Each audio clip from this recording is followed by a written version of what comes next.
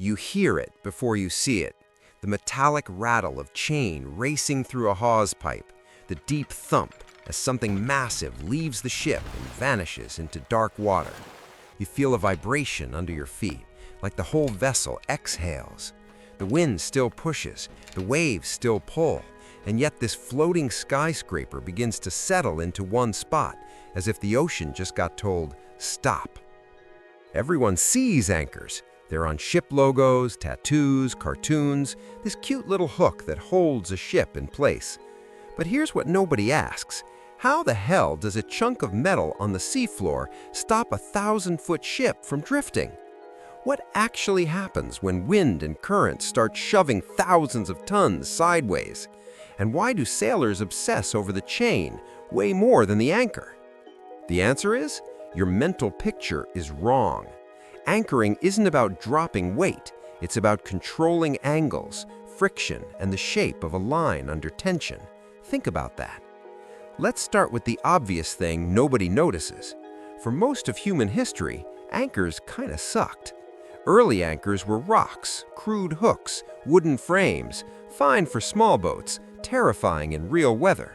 The breakthrough wasn't make it heavier, it was make it bite. Over time, designs evolved toward flukes, flat blades that dig in, and anchors that set instead of skid. Modern anchoring practice made one thing clear: an anchor holds best when the pole stays low and horizontal, so it stays buried and keeps digging rather than popping out. Today, when you see a ship anchor, you're watching a controlled failure on purpose. The anchor drops, hits bottom, and for a moment it's just lying there, useless. Then the ship eases backwards. The chain pulls, the anchor rotates into the right attitude, and the flukes start to bury.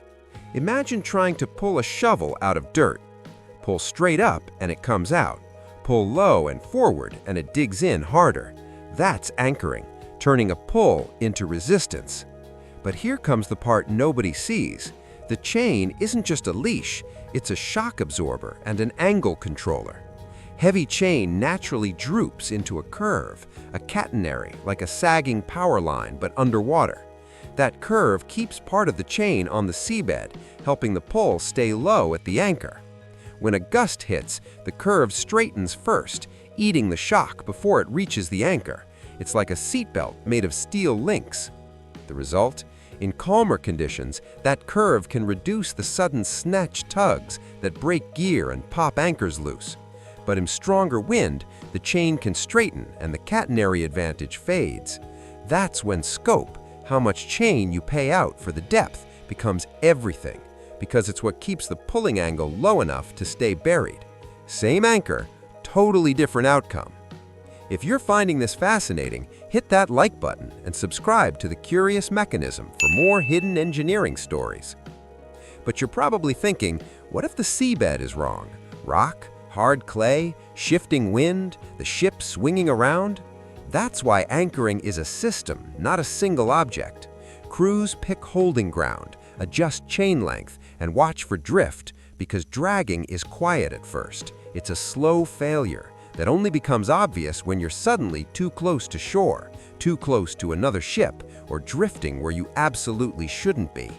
Now comes the invisible part, the real engineering, redundancy and failure planning. Anchoring gear isn't one thing. It's the anchor, chain, windlass, brakes, stoppers, and the structure behind it. Even the seabed helps. Chain lying on the bottom adds friction that reduces how much load reaches the anchor.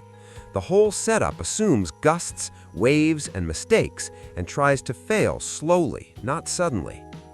Here's an uncomfortable truth. Society depends on ships being able to stop. Ports, fuel terminals, container traffic, offshore work. So much assumes a vessel can hold position while waiting.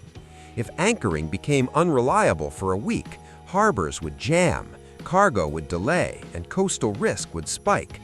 We forget that because it works too well, when it works, nothing happens. Anchors aren't just heavy hooks, they're underwater control systems, geometry and friction turning chaos into stability. So next time you hear that chain thunder out and vanish into the sea, remember what you're hearing: a ship building an invisible shape underwater, an engineered curve that buys time, reduces shock, and keeps a metal jaw buried, holding a giant still in a world that refuses to sit still. If this changed the way you see anchors the next time you spot one at a harbor, subscribe to The Curious Mechanism and hit the like button. Share this with someone who never thought about anchors before. This is The Curious Mechanism, exploring the invisible systems that keep the world running.